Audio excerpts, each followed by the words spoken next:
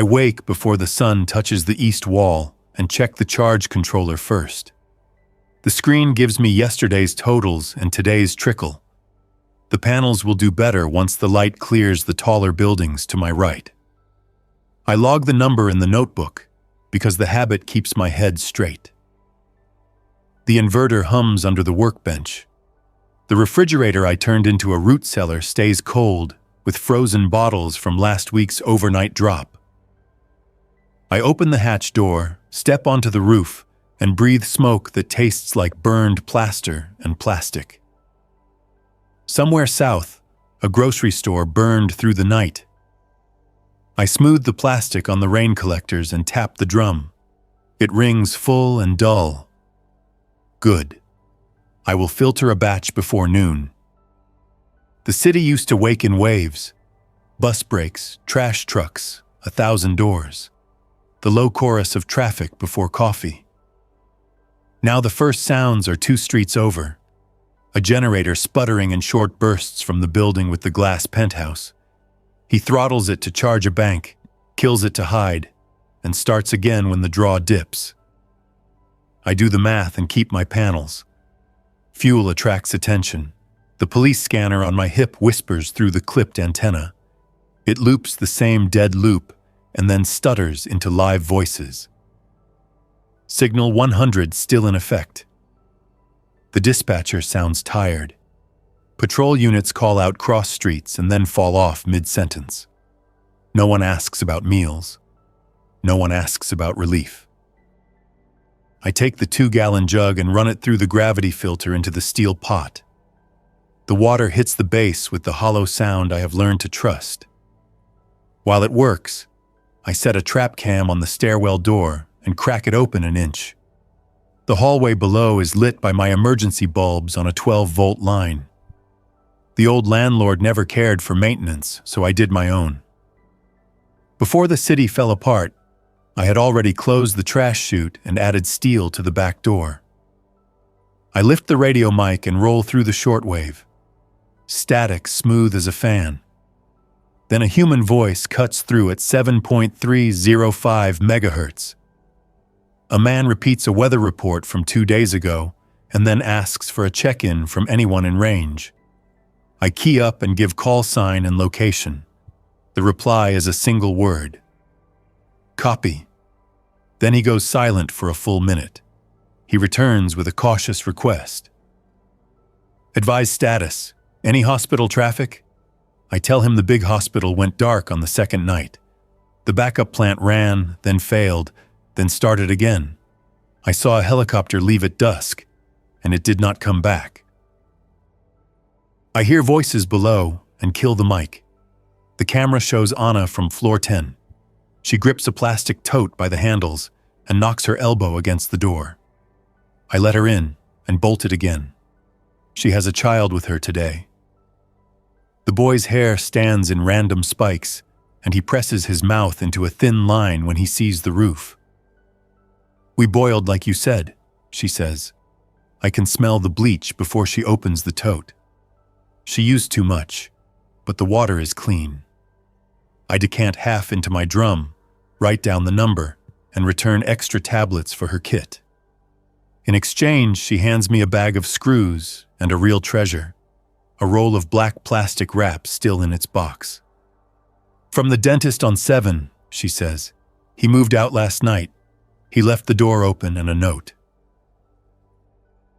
Anna asks about the handcart, and I show her the route across the roof to the building next door.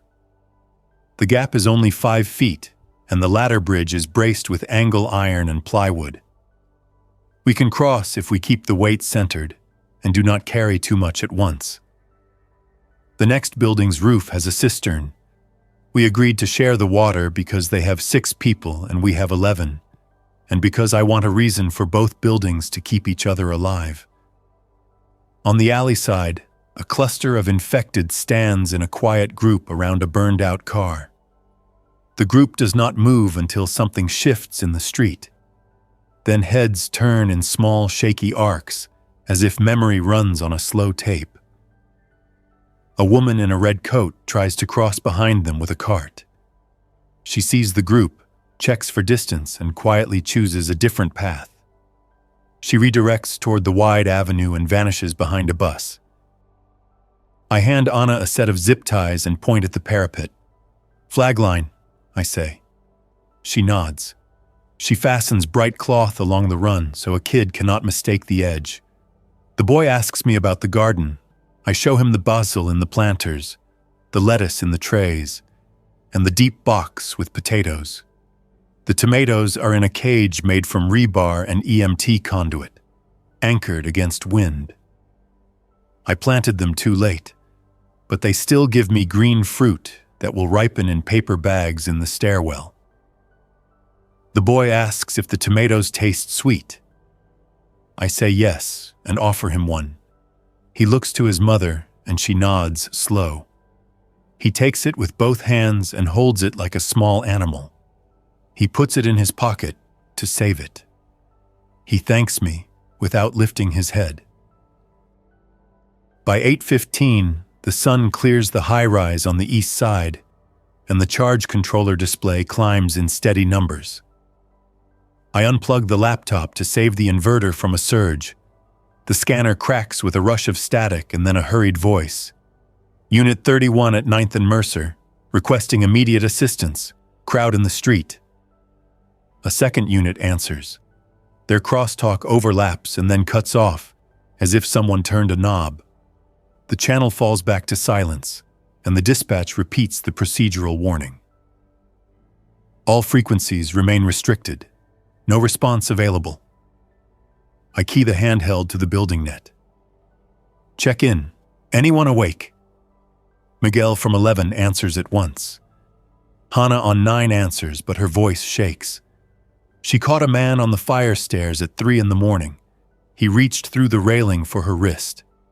She sprayed his face with cleaner and hit his knuckles with a hammer until he stopped reaching. She thinks he was drunk and not infected. I tell her I will meet her on the 9th floor landing in 10 minutes with a can of paint and more screws. Before I go below, I lift the tarp from the bike and pull the small folding drone from the bag. I charge the controller with a cable that barely reaches. The drone is not a toy now. It is a pair of eyes that do not risk my body. The wind is slow from the west. I run through pre-flight like I practiced. Props tight. No sand in the joints, antennas clear. The drone takes off with a soft whine and rises above the parapet. From 50 feet up, the block looks flat and organized. From 200 feet, the city shows its injury. Smoke bands in brown layers. Rows of stalled cars at intersections sit in crooked grids. The sports field 4 blocks south holds 3 helicopters in a triangle. The center of the field is churned dirt and black marks. No people move there. I swing the camera to the river. The bridge carries more than 100 stopped vehicles. A bus stands at an angle against the guardrail. The drone feed stutters, and I lower it until the signal cleans up. I circle our building once. The north windows show sheeted glass. The south side has 2 broken apartments with curtains flapping out. On the drone feed, I catch a movement at the loading bay door behind the market. 4 men argue. One holds a crowbar like an extension of his arm. Another signals to a 5th man in a car.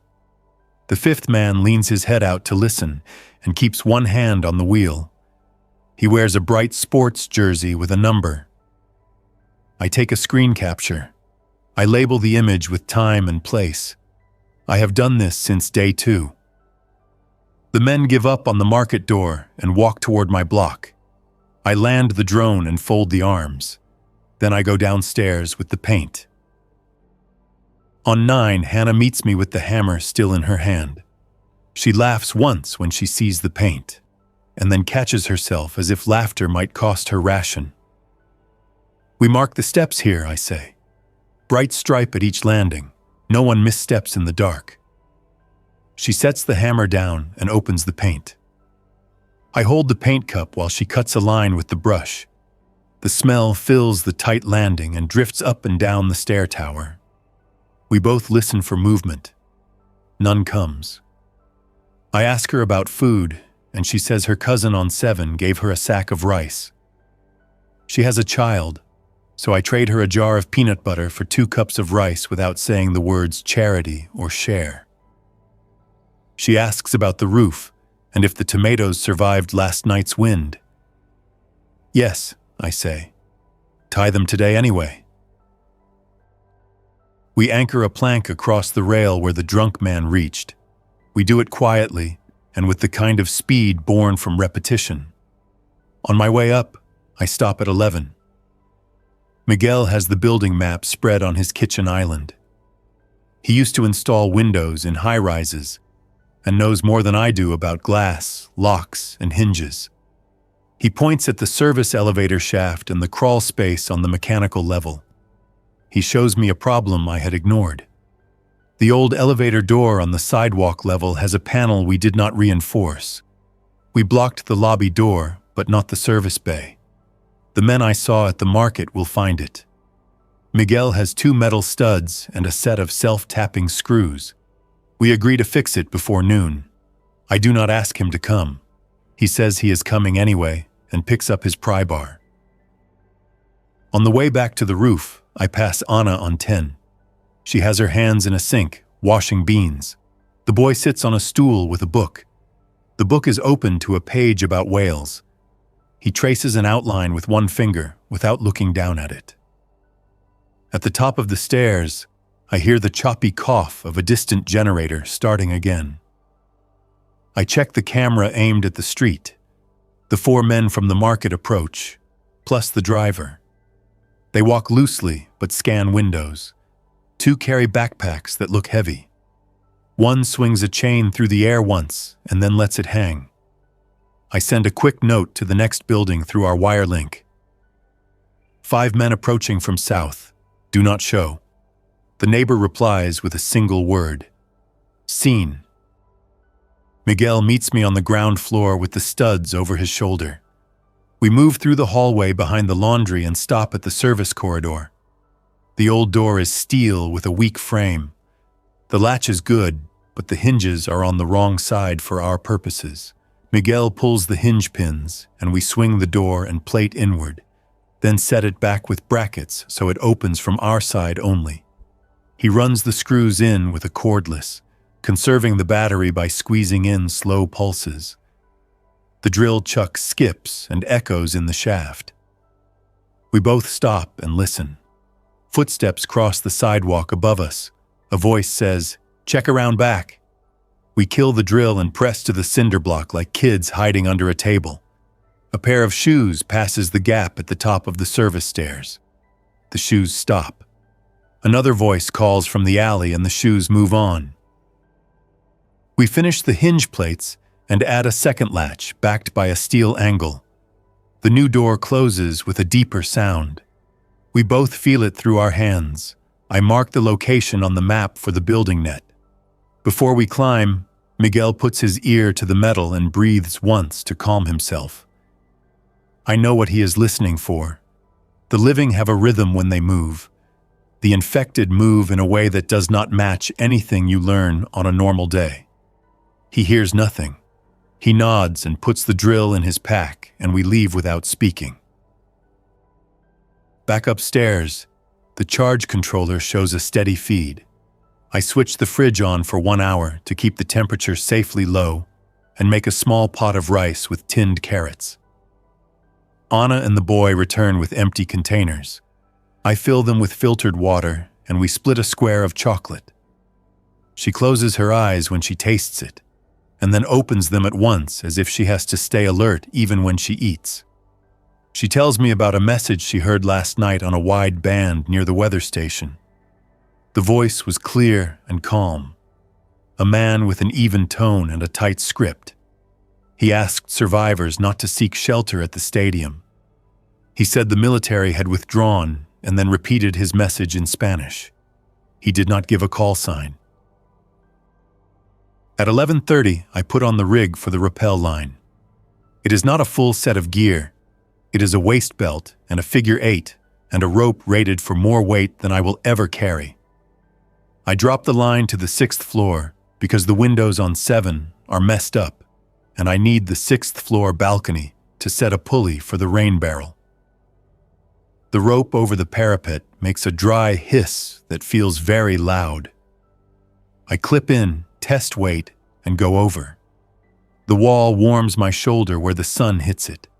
The street sound rises and falls with the wind. On 6, I unlatch the window and move inside. The apartment smells like spoiled food and dryer sheets. I work fast.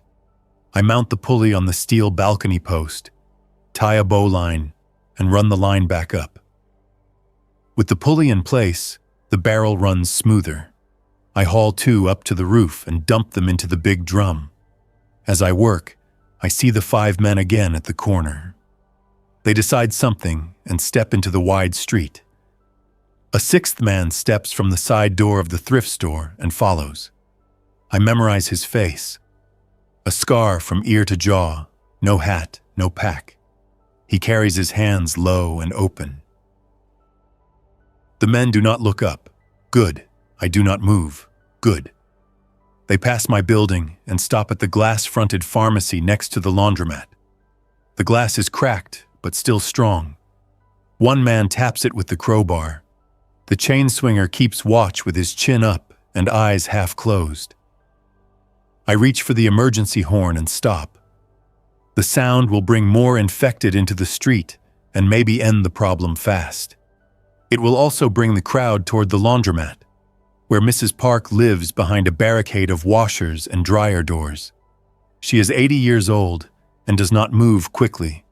I lift the binoculars and try to read the men. The driver looks bored. The man with the scar watches the side street. 2 try again with the crowbar on the glass. Then they give up on finesse and start to hit. The sound rings up the block and bounces off glass. The infected at the alley begin to shift and turn toward the noise. The men do not notice until 3 bodies lurch into the open. One man swears and stumbles backward. The driver starts the car and the men jump in. The man with the scar walks last, slow and steady. He closes the rear door without hurry and points the driver north. The car idles and then pulls away. I have learned a simple rule. Do not draw attention to my block unless I can control the result. I watch the infected settle again after the car leaves. They drift back toward the burned-out sedan and stand near the heat like people around a patio heater in winter. I set the emergency horn back under the bench.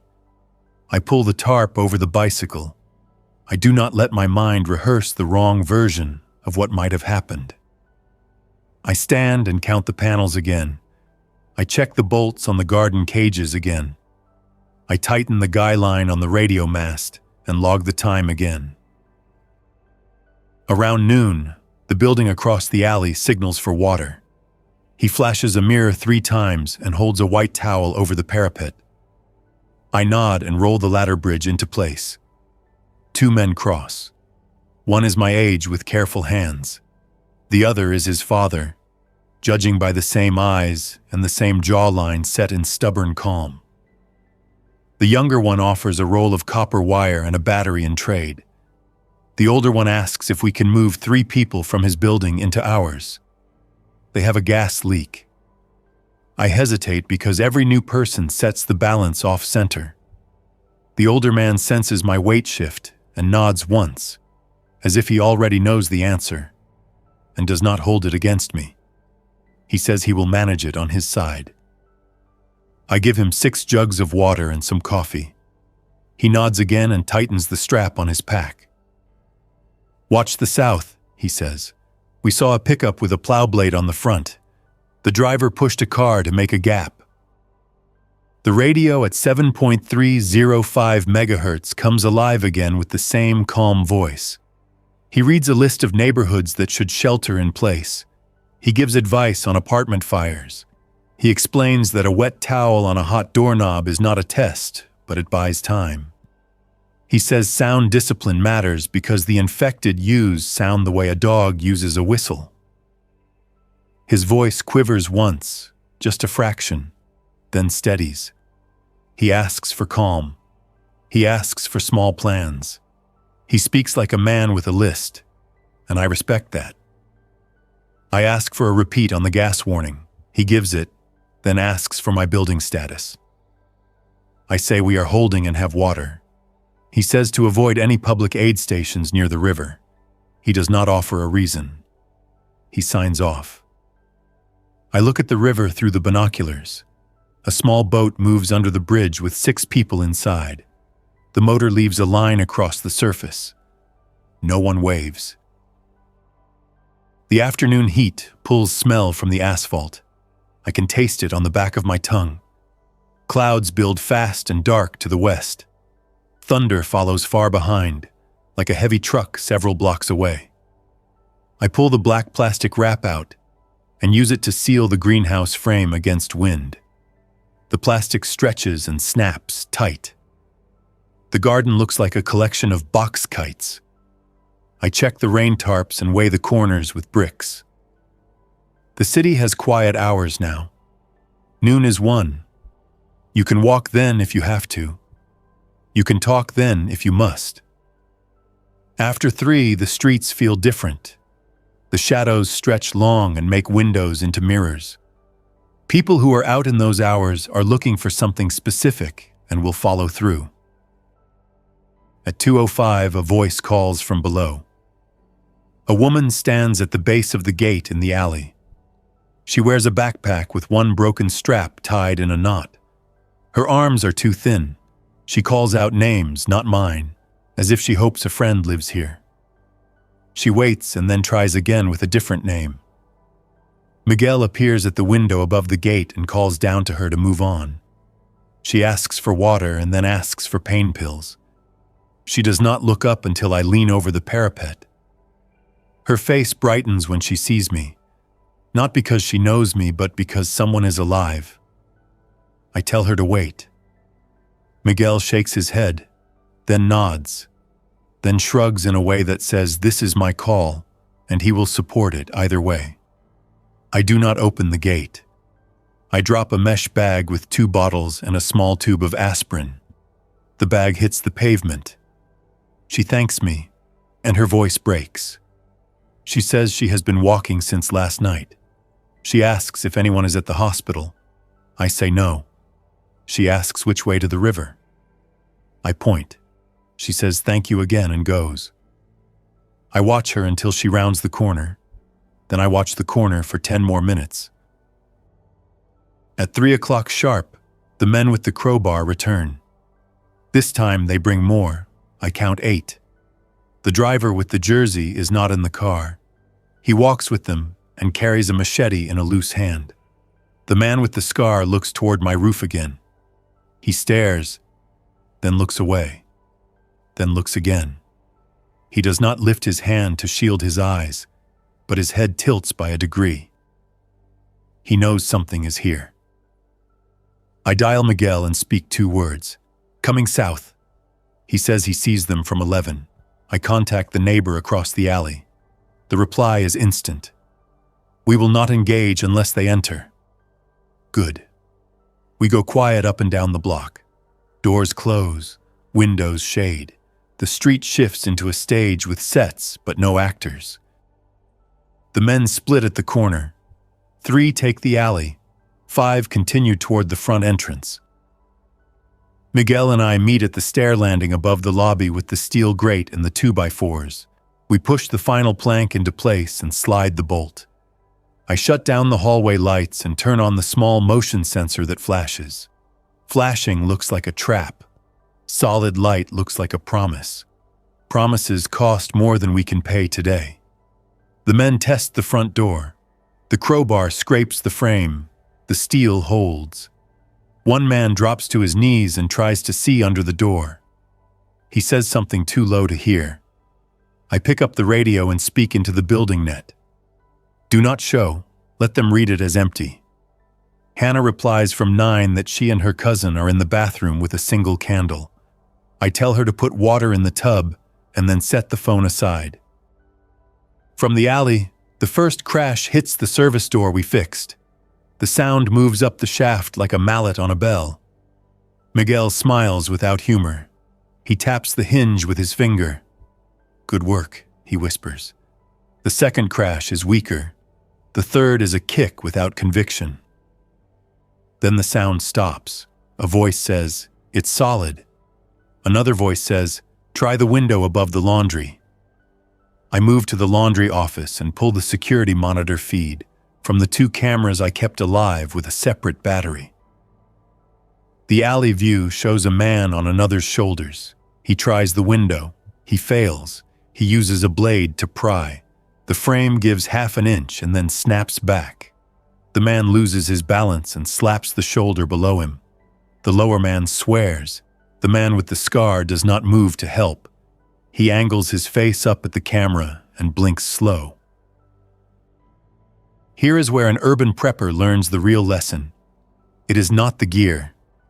Gear matters. Plans matter. But it is the small timing choices that decide what survives. I turn on the radio scanner and roll through public works and fire. The fire dispatch repeats a boil order for a district across town. Then a line opens with a rooftop call on a building 2 blocks north. A group up there runs a siren to drive off looters. The siren grows louder on my roof within seconds. The infected in the alley stir and shuffle toward the street. One hits the gate and rattles it with both hands. The men in my alley retreat to the sidewalk. A man in the group laughs as if sound is still a tool you can swing without consequence. On my roof, I move to the edge and watch the block to the north. A red flare shoots from that roof and drifts down, trailing smoke. It hits a car, rolls, and hisses. The men at my front door look up. They love the show. They forget my door for 20 seconds. Miguel uses those 20 seconds to lift the plank, slide the bolt, and re-bolt it with the heavy bar. I tap his shoulder twice. We retreat into the hallway without making breath loud. The infected fill the cross street now, called by the siren and the flare. The men drift that way too, maybe to take advantage of the chaos, or maybe because fire always draws a crowd. The man with the scar hangs back. He scans the alleys. He puts his hand on the service door again and leans in as if he could hear our pulse through steel. Then he walks away without hard steps. He is the dangerous one, not the loud men, not the chain, the one who looks twice and adds today to whatever list he keeps. As the crowd moves north, the storm arrives. The first drops are fat and few. They darken the dust and turn the smoke into a damp curtain. Static rushes through the radio. The temperature drops. Lightning flashes behind the stadium, and the thunder follows too soon. I secure the garden trays and cover the charge controller with a plastic bin. Rain hits in sheets. The siren from the northern roof cuts where the power fails or the operator chooses silence. The infected in the street turn their faces into the rain like people who remember what relief is. Some stumble, some fall and crawl. The men with the crowbar run for the thrift store awning and get trapped there between the urge to move and the wall of water. Inside, we make a pass through the floors. We collect candles, tape, spare radios, and a bag of tools. We stop long enough on 7 to talk to the dentist who left the plastic wrap. He did not leave after all. He sits in a chair with his hands folded and says he changed his mind because the street punished him faster than staying would. He offers us gauze, gloves, and 2 bottles of expired antibiotics. I write down the names on the labels. He asks if anyone has a toothache. I promise to check.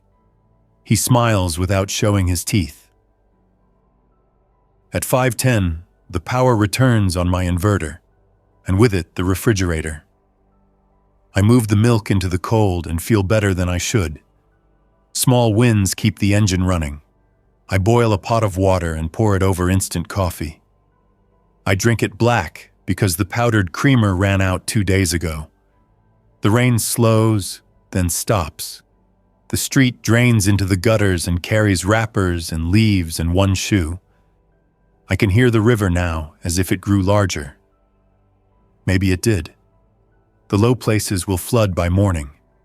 That means the main avenue might clear on its own. That could be an escape route if we need to leave before dawn. Before the light goes, I do one more drone flight. The motors are not happy with the moisture, so I keep it low and fast. I fly to the stadium. The turf is muddy. The helicopter marks are now shallow pools, and the bleachers cast long shadows across the field. A line of cars stands at the east entrance, abandoned with doors open. I find a cluster of people under an overhang. Some wave at the drone. I do not wave back. I am not a rescue helicopter. If I descend and hover near them, anyone with a long stick or a net could take it from the air. I hover long enough to count heads.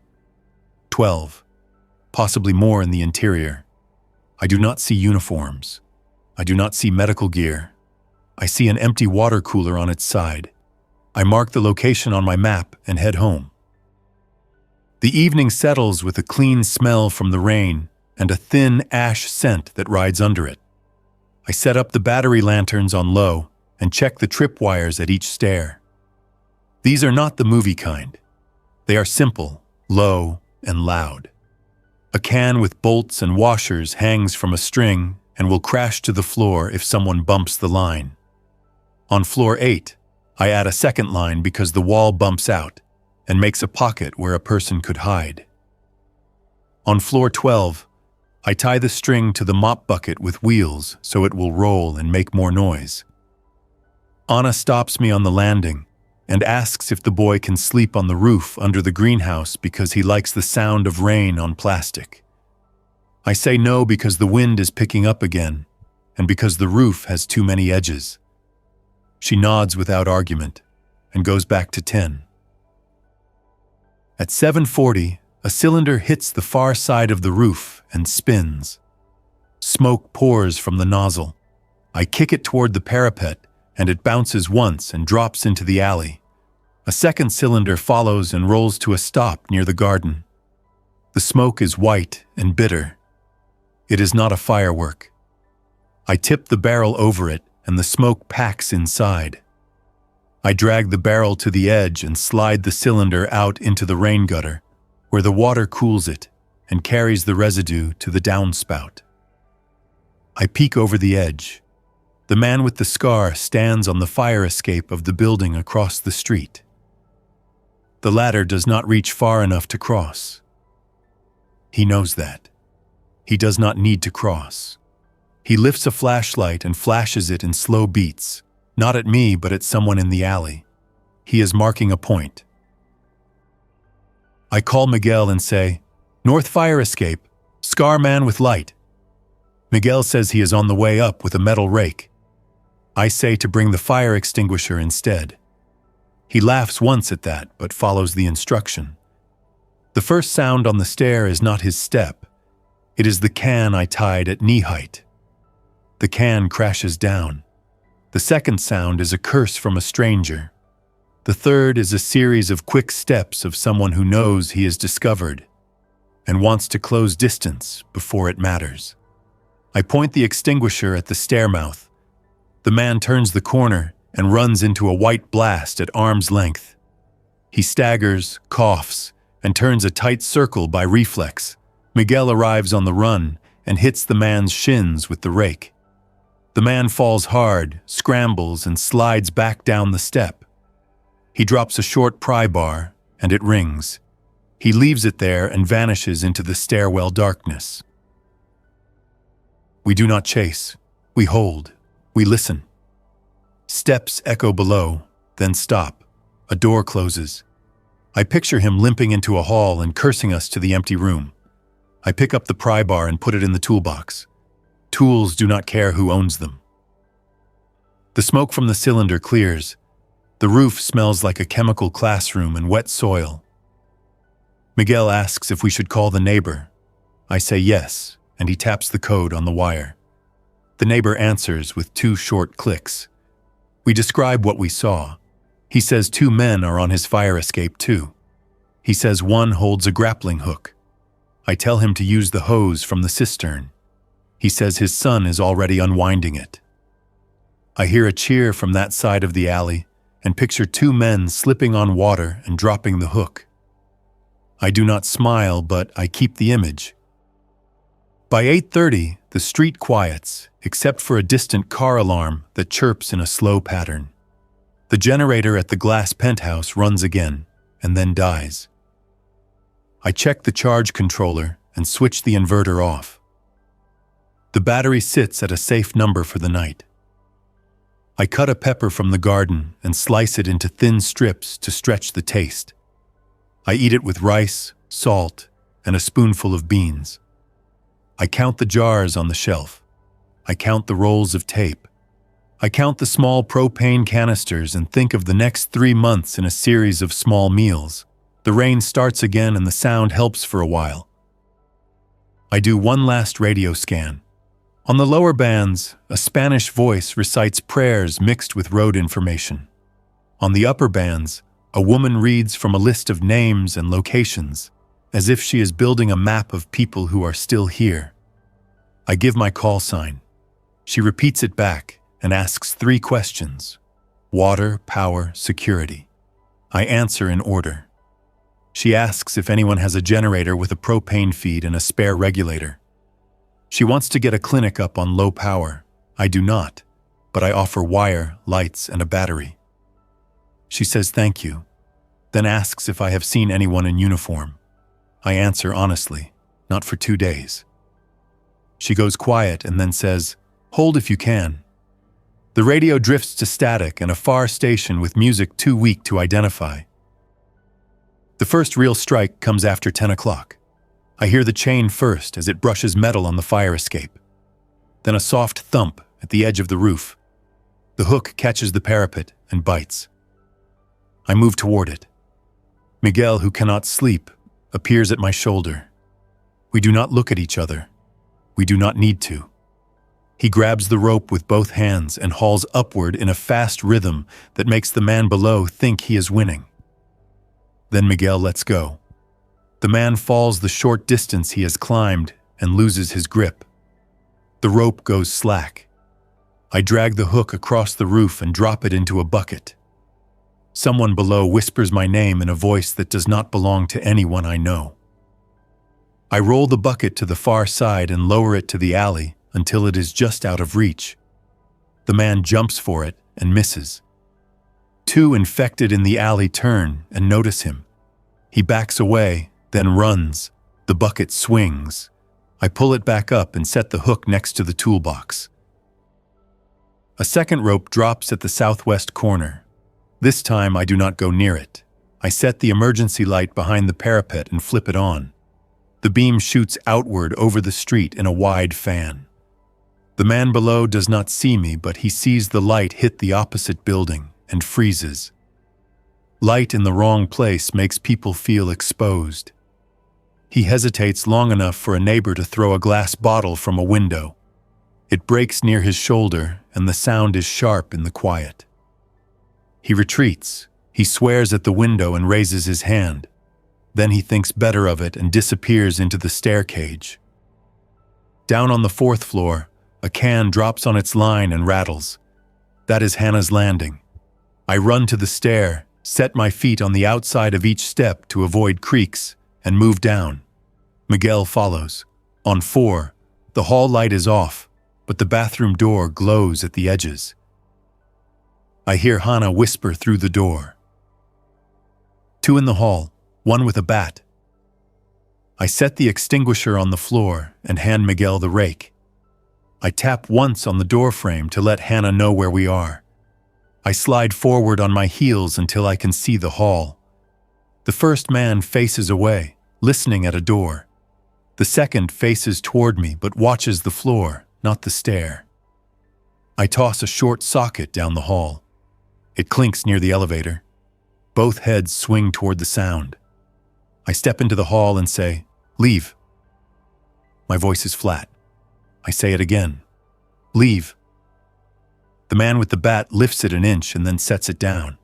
He is not here to fight. He is here for unlocked doors and luck.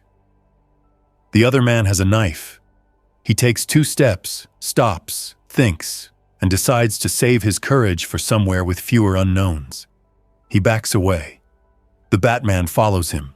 I walk after them in slow steps, so the sound of my feet keeps them moving. I follow them all the way to the stair, then to the lobby, then to the outside door. I do not unlock it. I put my mouth to the gap and say, "Go." The Batman says, "We will be back." I say, "No." The word lands between us like a brick. He swallows whatever bravado he wanted to offer and runs. Miguel grins without humor. Hannah opens the bathroom door and lowers the hammer.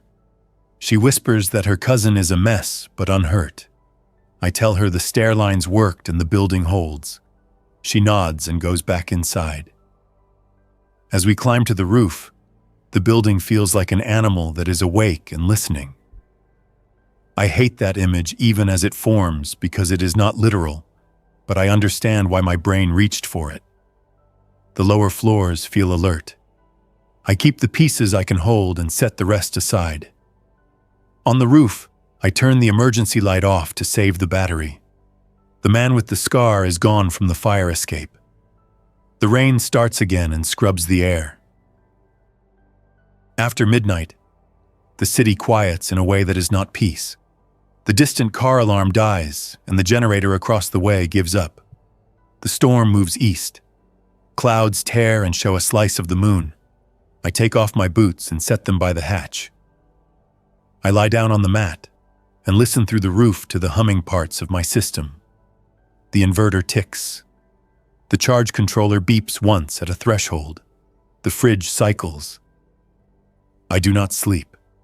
I half rest in a state that used to happen on long flights when I wanted to be awake at a moment's notice if the plane changed pitch. At some point, I hear a thud below and then a door close. The building breathes shallow. It waits. The noise does not come again. When light returns, the city shows the storm's work.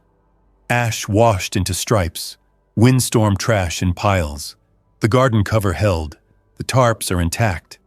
I stand and stretch slow to avoid sudden sounds that might carry.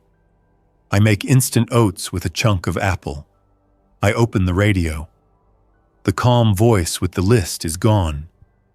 A new voice with a rough edge fills the channel.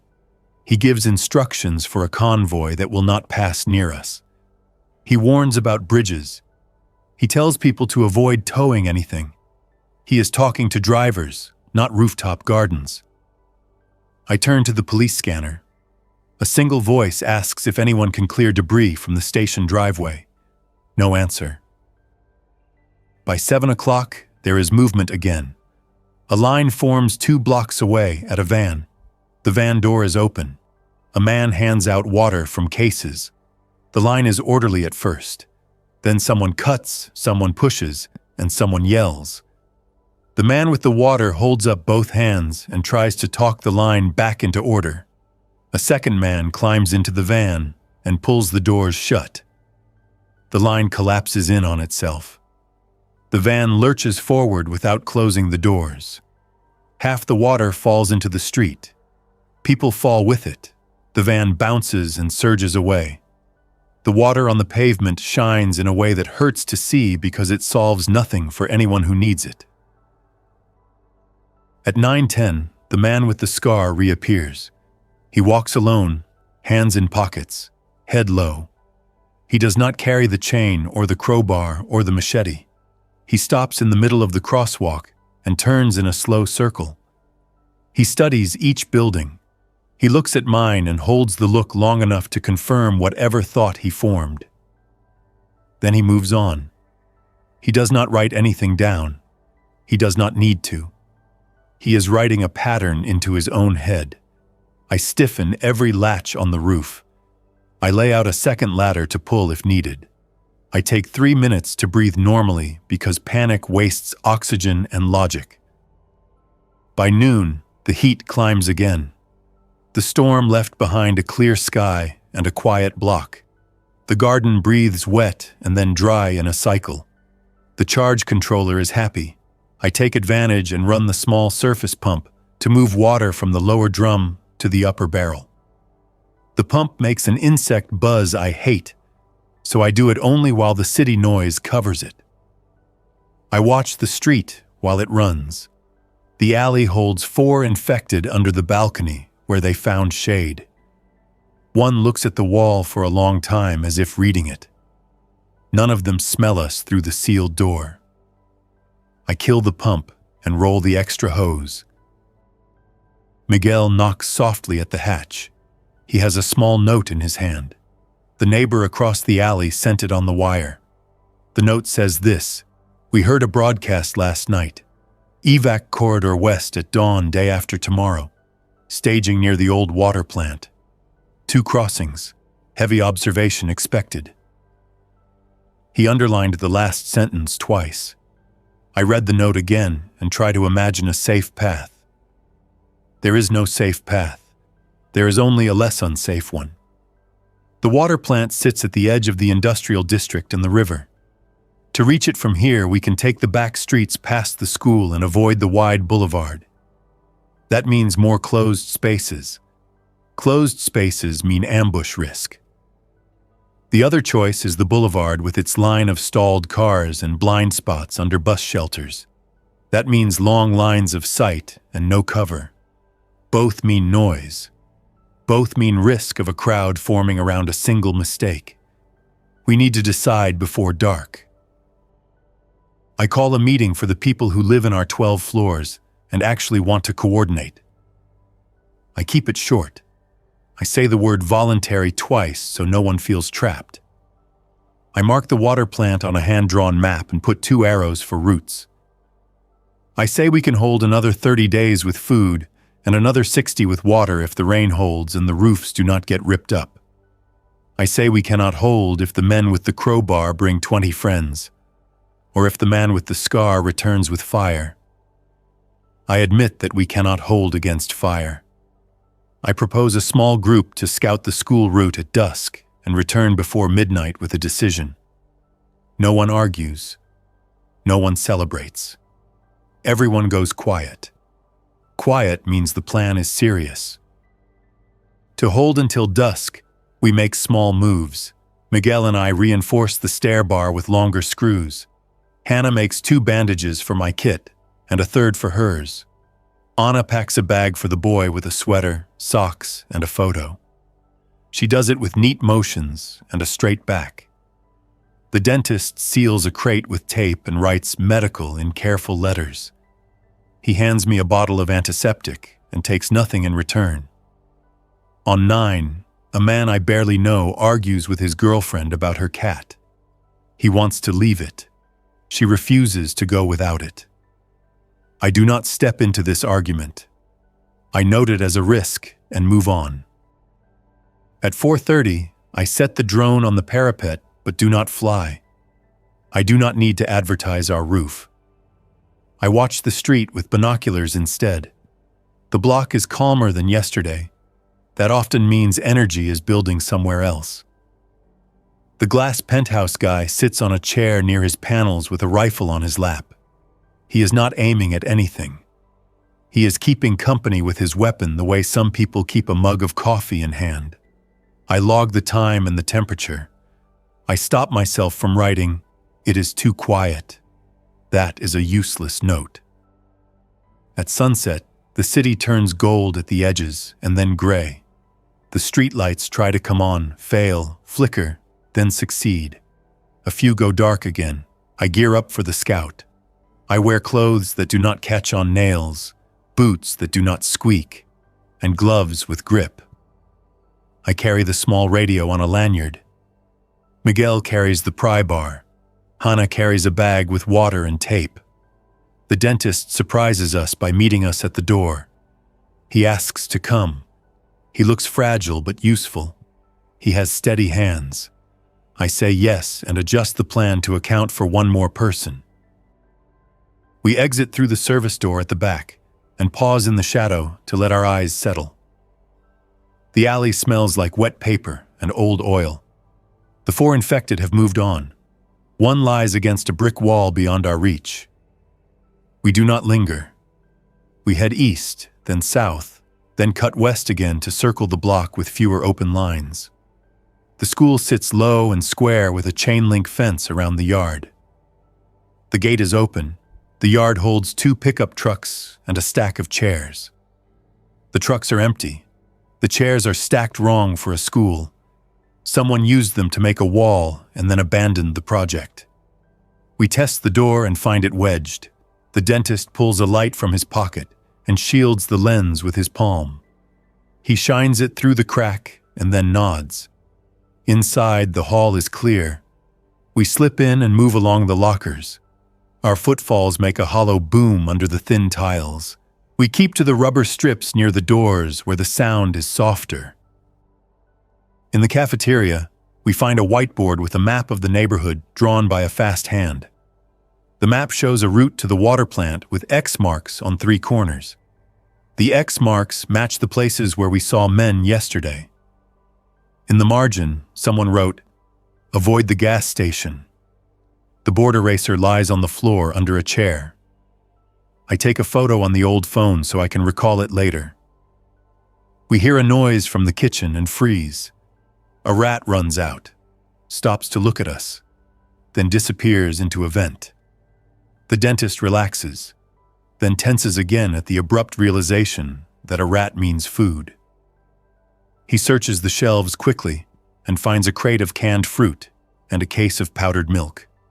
The milk is out of date by 6 months. I say it is probably fine.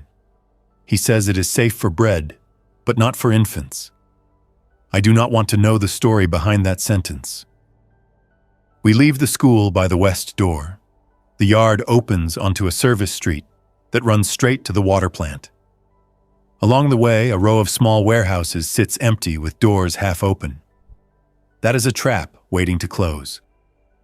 I mark it on my paper and suggest we detour 2 blocks north to run parallel. The detour adds time but keeps us in view of higher windows where someone friendly might be awake. We use alley edges and dumpsters for cover and check every 50 feet with a quick stop to listen. We pass a bakery that still smells faintly of flour and yeast. Inside, the flour bags are split and dark where water found them. The floor near the oven is dusted with soot and ash. Every place tells its own story whether we want it or not. At the water plant fence, we crouch and watch. The plant sits in a bowl of concrete with 4 tall, settling tanks that look like giant coins set on their sides. A small parking lot holds 3 utility trucks and 1 pickup with a tarp over the bed.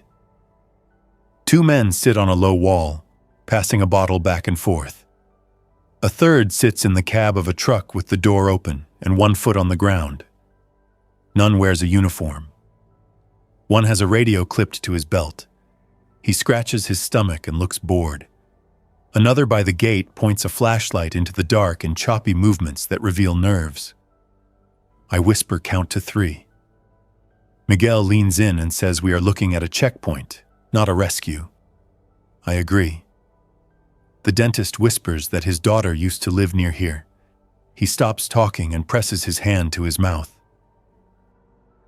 We pull back 1 block and talk without raising our voices. The plan to join a convoy may be real tomorrow at dawn. It may also be a way to gather people into one place to manage them, or worse. The water plant is a natural choke point. The men guarding it are not the calm voice from the radio. They are opportunists. That does not mean murder. It does mean a fee.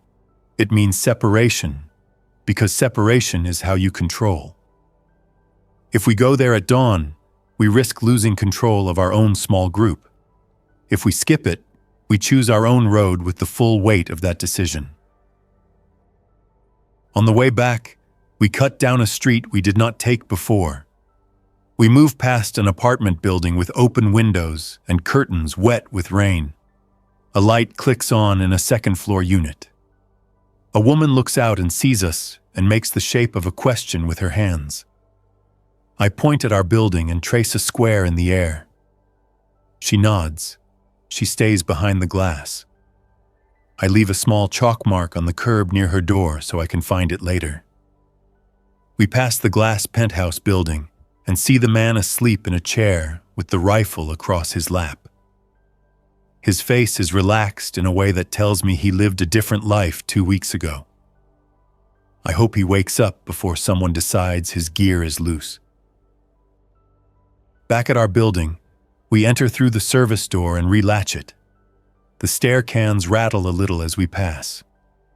That is the sound I like to hear now, our own alarms ringing because we touched them, not because someone else did. On the roof, I make a quick meal and we talk through options. Miguel wants to pick a path tonight, not in the morning. He wants to move at night and use quiet to our advantage.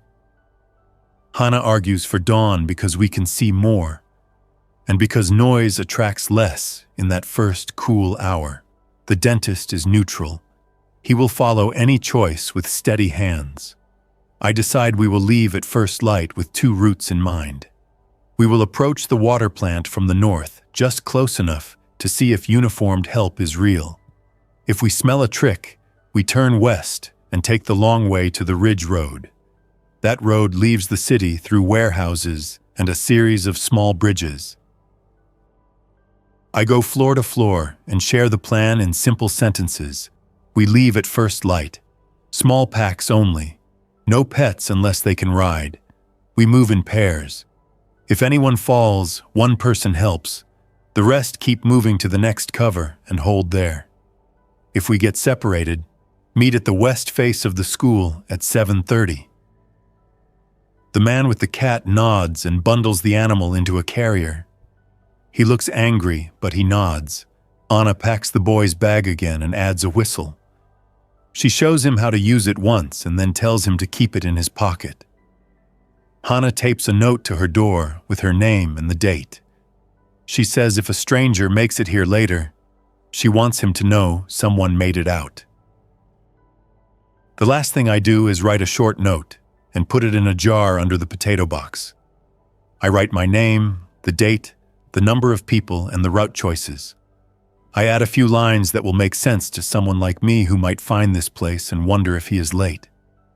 I leave 3 jars of water and a note that says, "Take 1, leave a note." It feels foolish, and it feels right. I check the solar one more time and shut down what I can to preserve charge for a return I may not make. I step to the parapet and look west. The sky above the river holds a thin line of color where the sun will rise in hours. Smoke lies under it. The bridge stands silent. The stadium is a dark bowl. A single bird crosses from one roof to another and vanishes. The city is still here, but the city that ran itself is gone. No one is coming to knock on our door and hand us a plan. That part is clear now. The rooftop garden will not be enough to trade for safety. The panels will not be enough to hire protection. The radio is good for news and for company, but the voice with the list cannot walk us out. We sleep in short pieces. I set the small alarm for 4:40 and rest in my boots. When it vibrates, I wake the others with a knock on wood, not a shout. We move through the floors with our bags and our notes, and the shared understanding that we will need to keep moving if we want to remain whole. The building gives us one last gift. No alarms ring as we pass. No cans drop. No strange voices call from the stair. The city gives us mood, cool air, and a quiet that feels dense enough to push aside. We step into the alley while it is still night and turn south to the school. The chalk mark on the curb glows a little in the dim light. The woman with the window sees us pass and raises her hand once. I raise mine in return. We move into the schoolyard and onto the route with the X marks. We pause at each corner. We hear sounds we cannot place and let them fade. We smell wet concrete, river water, and a faint scent of diesel. At the rise above the water plant, we stop and crouch. The gate is open. 2 trucks idle. The men by the wall are different men. One in a baseball cap paces. Another counts something in a notebook. A woman in a yellow jacket walks the line of waiting people. She checks bags and touches sleeves. She talks in a voice we cannot hear. I see 2 uniforms behind the gate. The uniforms do not move like the patrol officers from day 1. The posture is wrong. The weapons are the wrong kind. The patch on the shoulder is not city. The patch is a private logo. I do not believe this makes the place safe or unsafe. It makes it predictable in a way I can use. If I step into this line, we will be processed. That may mean a ride west. It may mean a different building with different locks and a different person with a list who will call my name at a time that suits him and not me. I think of the roof, the jars, the garden, and the boy with the tomato in his pocket. I think of the man with the scar. I think of the woman with the window. I think of my own promise to be an urban prepper who plans for edges instead of waiting in lines. I choose the ridge road. I point west. Miguel nods. Hannah exhales and tightens her strap. The dentist adjusts his pack and touches the box with the antibiotics like a good luck charm. We take the long way. We move past warehouses that hold their silence like a secret. We pass a billboard with peeled sections that reveal older messages under new ones. We cross a small bridge with a chain-link barrier that someone cut for a motorcycle, then widened for a car, then widened again for a truck. The cuts are careful. The fence swings in the wind. We pass a set of train tracks where a single car sits with the door open. I do not look inside. At the last rise out of the bowl of the city, I turn and look back. The sun edges the skyline and paints the smoke in a clean line. My building is a small block in a row of small blocks, indistinguishable from a distance. That pleases me. It means I did not become a lighthouse. It means the man with the scar will have to work to find the right door. I speak into the radio on 7.305 megahertz. I give our route in simple code that anyone with context could understand and anyone without context would ignore. The calm voice does not answer. The rough voice does. He says, "West is open if you keep your head." It is not wisdom, but it is true. We do not march. We do not sprint. We put one foot down, then the next, with the care of people who know the ground chooses if it keeps you. The city behind us does not care if we go. The city ahead of us does not care if we arrive. Our small group cares. We will hold that and trade it for safe passes through the spaces between trouble. We will make our own list and read it aloud when the radio is quiet. We will accept help if it is clean. We will trade work for room under a real roof when we find one. If we do not find one, we know how to build one that keeps wind and hands out, at least for a while. By 9:20, we reach the ridge road and turn southwest. The river runs to our left, wider now, brown from last night's rain. The city hum fades to a human scale. Birds pick through grass. A dog watches us from a yard and does not bark. The air smells like wet leaves and hot metal. We stop under a stand of trees to drink water and check straps. We do not speak about the building. We do not make promises about return dates. We move on. Behind us, the block we defended will either fold into the noise or show up one day in a stranger's story. If another prepper climbs those stairs and finds the jar under the potato box, the note will tell him he is not alone. That is enough for now.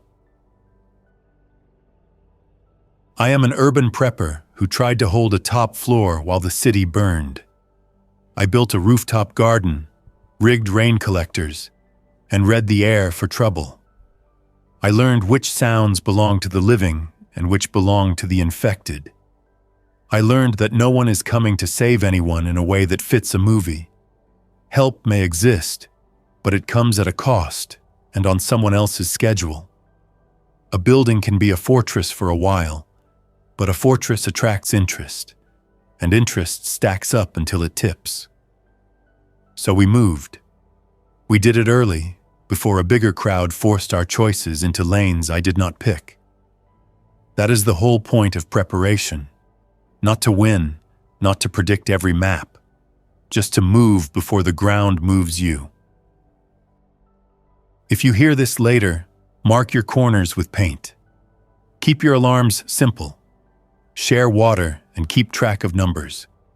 Do not let the loudest voice on a roof decide your fate. Listen for the quiet man who looks twice. He is the one who takes measure.